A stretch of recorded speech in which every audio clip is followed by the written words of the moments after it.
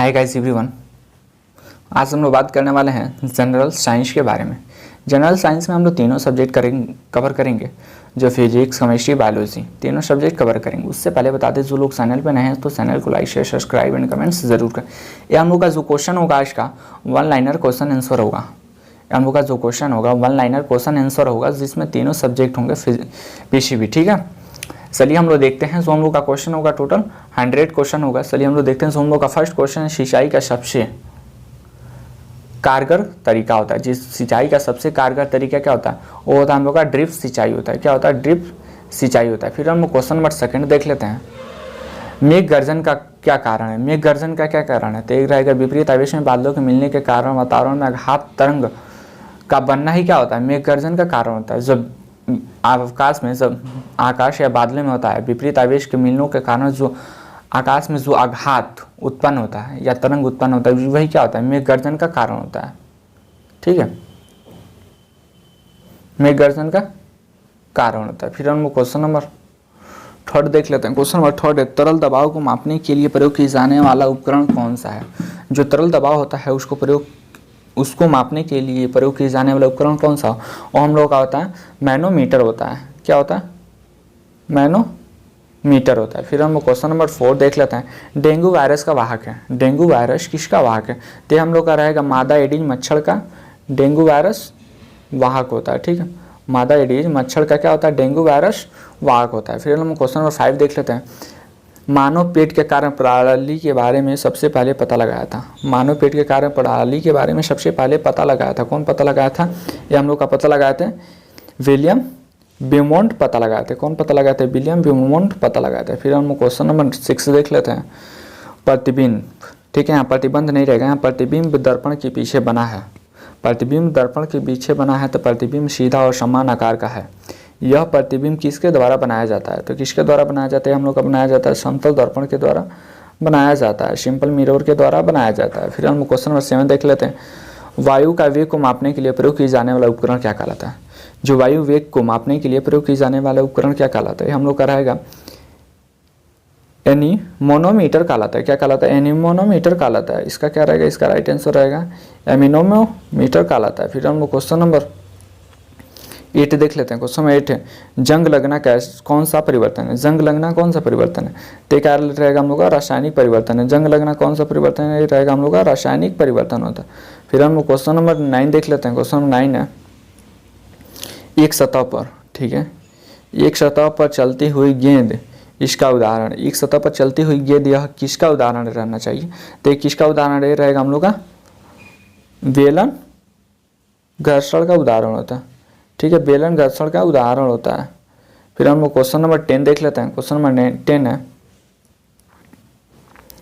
Question number 10 क्या है? Question number 10 है, नेत्र दोष से पीड़ित व्यक्ति आसपास की वस्तुओं को देख सकता है लेकिन दूर की वस्तु को देख सकता है। ठीक है, सॉरी, नेत्र दोष से पीड़ित व्यक्ति जो होता है आसपास की वस्तुओं को नहीं देख सकता लेकिन दूर की वस्तुओं को देख सकता है।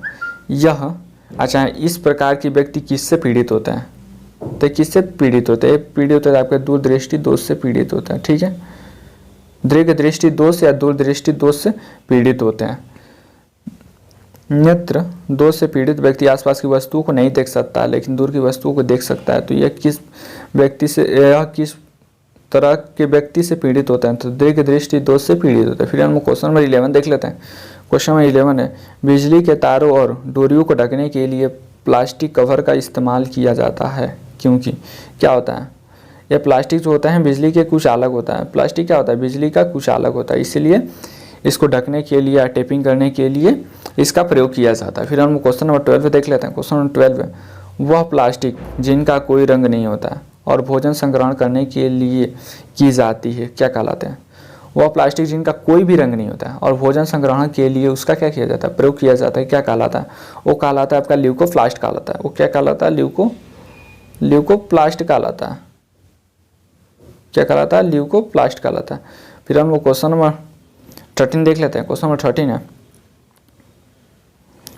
क्वेश्चन नंबर 13 है, प्रकाश संश्लेषण की क्रिया के दौरान प्रकाश संश्लेषण के क्रिया के दौरान जो सौर ऊर्जा होता है उसको किस ऊर्जा में परिवर्तन किया जाता है? तो जो सौर ऊर्जा होता है उसको किस ऊर्जा में परिवर्तन किया जाता है? रासायनिक ऊर्जा में परिवर्तन किया जाता है। किसके प्रकाश संश्लेषण के क्रिया के दौरान सौर ऊर्जा को रासायनिक ऊर्जा में परिवर्तन किया जाता है। फिर हम क्वेश्चन नंबर 14 देख लेते हैं। क्वेश्चन नंबर 14, श्वेत प्रकाश। श्वेत प्रकाश में प्रकाश के कितने रंग उपस्थित होते हैं? जो श्वेत प्रकाश होता है उसमें प्रकाश के कितने रंग उपस्थित होते हैं? तो हम लोग का टोटल 7 रंग उपस्थित होते हैं, जिसे क्या कहा जाता है? विविग्योर कहा जाता है। VIBGYOR होता है, ठीक है। फिर हम क्वेश्चन नंबर 15 देख लेते हैं। क्वेश्चन नंबर 15, मानसून पवन तब चलती है जब। मानसून पवन तब चलती है जब गर्मी में पवन महासागर के भूमि की ओर चलती है। गर्मी में जो पवन होता है, पवन चक्र महासागर से क्या चलती है? भूमि की ओर चलती है। तब क्या चलता है? मानसून पवन चलता है, मानसून सागर चलता है, मानसून पवन चलता है।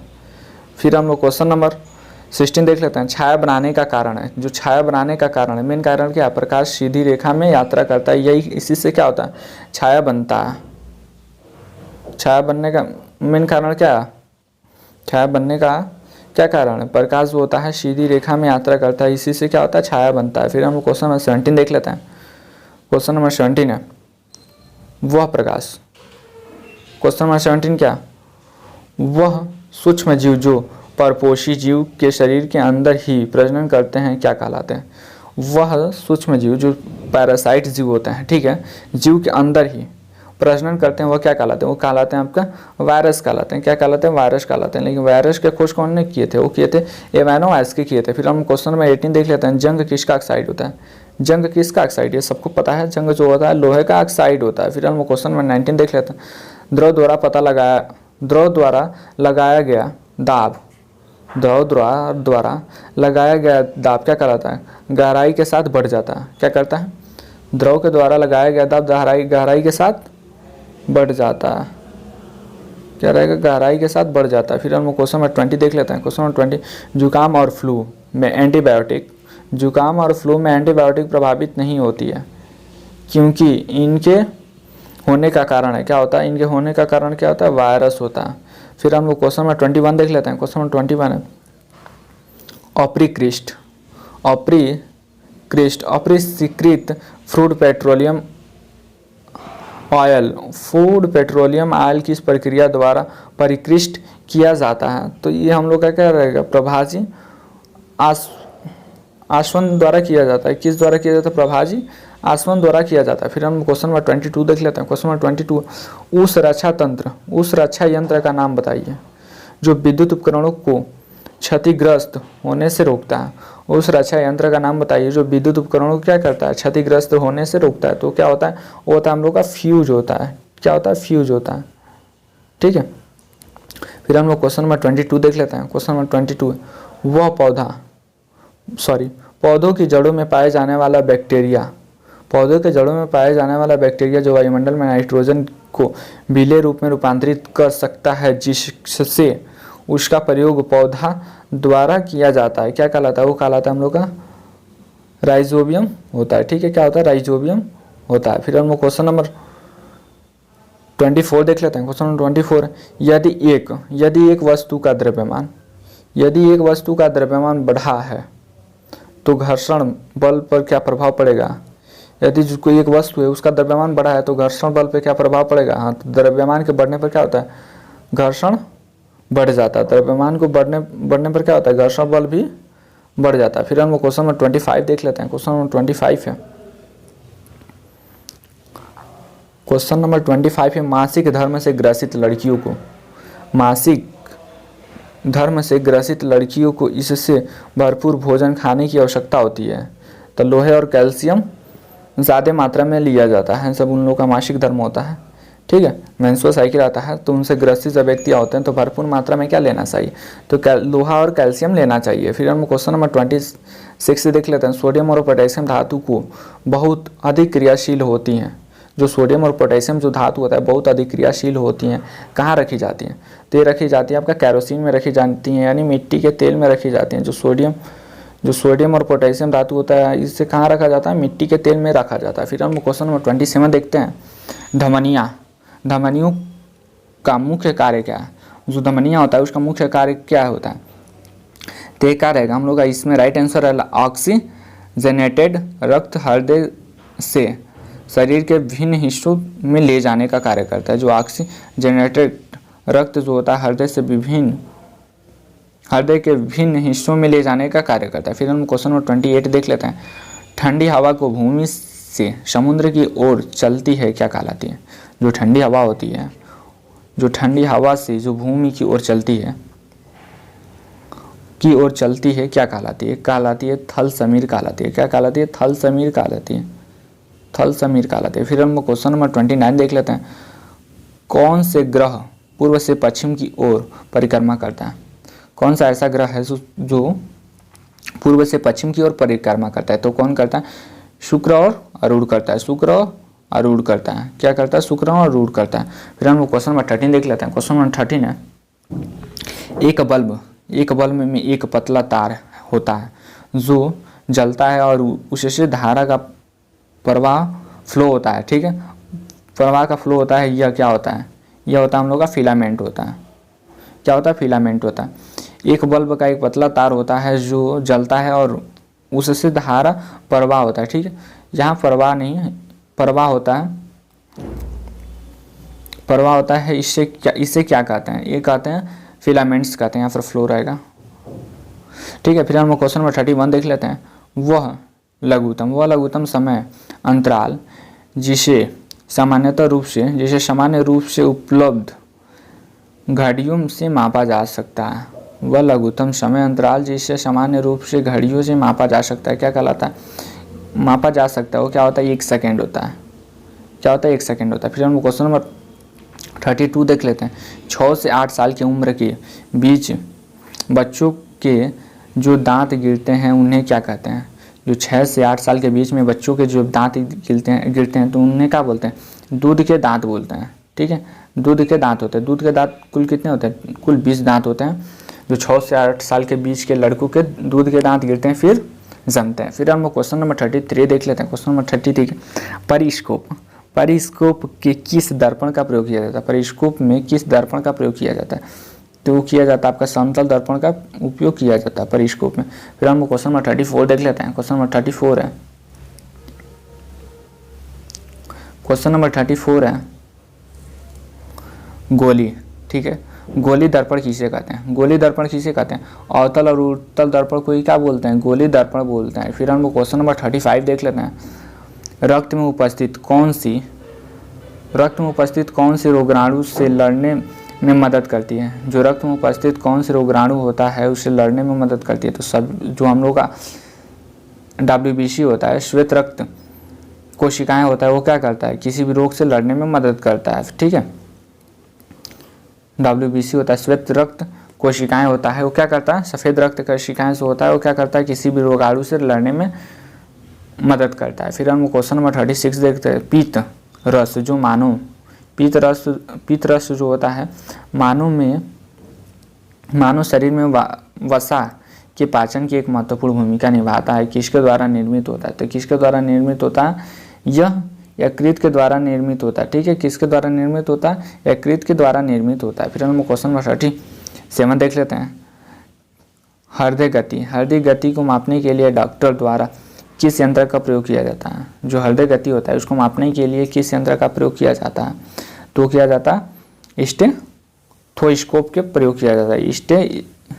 स्टेथोस्कोप का प्रयोग किया जाता है। स्टेथोस्कोप का प्रयोग किया जाता है। फिर हम क्वेश्चन नंबर 38 देख लेते हैं। कौन सा लेंस उस पर ही प्रकाश की अभिसरित करती है? कौन सा लेंस उस पड़ रही प्रकाश की अभिसरित करता है? तो कौन सा होता है? हम लोग का उत्तल लेंस होता है। ठीक है, क्या होता है? उत्तल लेंस होता है। फिर हम क्वेश्चन नंबर 39 देख लेते हैं। विद्युत प्रतिरोध को किस में मापा जाता है? जो विद्युत प्रतिरोध को मापा जाता है वो किस में मापा जाता है? ओम में मापा जाता है। फिर हम क्वेश्चन नंबर 14 देख लेते हैं। विशिष्ट सूक्ष्म जीवों का उपयोग करके बनाई गई दवा जिससे अलग अलग रोगों का उपचार किया जाता है उससे क्या कहा जाता है? उससे क्या कहा जाता है? एंटीबायोटिक कहा जाता है। किसे क्या कहा जाता है? एंटीबायोटिक कहा जाता है। फिर हम क्वेश्चन नंबर 41 देख लेते हैं। क्वेश्चन नंबर 41 है भूजलन का पुनर्भरण किस प्रक्रिया द्वारा होता है? जो भूजलन का प्रक्रिया किसके द्वारा होता है, तो हम लोग का होता है अंत अस्यंतर द्वारा होता है। किसके द्वारा होता है, अंत अस्यंतर द्वारा होता है।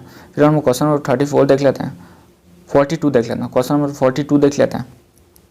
लाइकेन इनके बीच का सहजीवी संबंध होता है। लाइकेन इनके बीच का सहजीवी संबंध होता है। किनके होता है, तो शैवाल और कवक के बीच क्या होता है, शैवाल और बीच के सहजीवी संबंध होता है। फिर हम क्वेश्चन नंबर 43 देख लेते हैं। क्वेश्चन नंबर 43 है,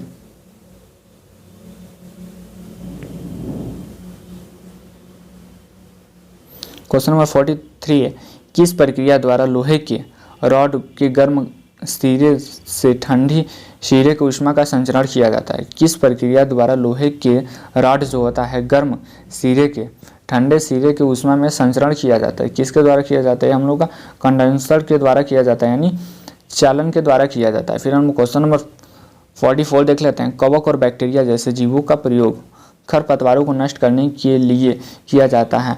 ऐसे जैविक घटक क्या कहलाते हैं, ये क्या कहलाते हैं, बायोविडिसाइड्स कहलाते हैं। बायोविडिसाइड्स कहलाते हैं, ठीक है, क्या कहलाते हैं, बायोविडिसाइड्स कहलाते हैं। फिर हम क्वेश्चन नंबर 45 देख लेते हैं। लकड़ी कागज जैसे ठोस ईंधनों के दहन से उत्पन्न आग को बुझाने के लिए इस्तेमाल किए जाने वाला सबसे सामान्यतः अग्निशामक कौन सा होता है, वो तो हम लोग का जल अग्निशामक होता है। क्या होता है, जल अग्निशामक होता है। फिर हम क्वेश्चन नंबर 46 देख लें। वे प्रतिबिंब जिन्हें पर्दे पर प्राप्त किया जा सकता है, वे प्रतिबिंब जिन्हें पर्दे पर प्राप्त किया जा सकता है, उन्हें इनमें संबोधित किया जाता है। किससे संबोधित किया जाता है, वास्तविक प्रतिबिंब से संबोधित किया जाता है। फिर हम क्वेश्चन नंबर 47 देख लेते हैं। कॉपर सल्फेट के विलयन में बिजली का वाहक होता है। जो कॉपर सल्फेट के विलयन में बिजली का वाहक क्या है, वो होता है हम लोग का आयरन होता है। फिर हम क्वेश्चन नंबर 48 देख लेते हैं। घास के मौजूद एक विशेष प्रकार के कार्बोहाइड्रेट जिससे मानव द्वारा पाचन किया जा सकता है, क्या कहलाता है, वो कहलाता है सेल्यूलोज कहलाता है। क्या कहलाता है, सेल्यूलोज कहलाता है। फिर हम क्वेश्चन नंबर 49 देख लेते हैं। मौसम के पूर्वानुमान हेतु किसका प्रयोग किया जाता है, तो किया जाता है अधिकतम न्यूनतम तापमापी का प्रयोग किया जाता है। फिर हम क्वेश्चन नंबर 15 देख लेते हैं। क्वेश्चन नंबर 15 है, सूरज की ऊष्मा हम तक इस प्रक्रिया द्वारा पहुंचती है। जो सूरज की ऊष्मा होती है हम इस प्रक्रिया द्वारा पहुंचती है, हम तक इस प्रक्रिया द्वारा पहुंचती है। किसके द्वारा पहुंचती है, हम लोग का रहेगा इसका राइट आंसर विकिरण द्वारा पहुंचती है। ऐसे हम लोग टोटल 50 क्वेश्चन देख लिया। अगर आप लोग चैनल पर नए हैं तो चैनल को लाइक शेयर सब्सक्राइब करें।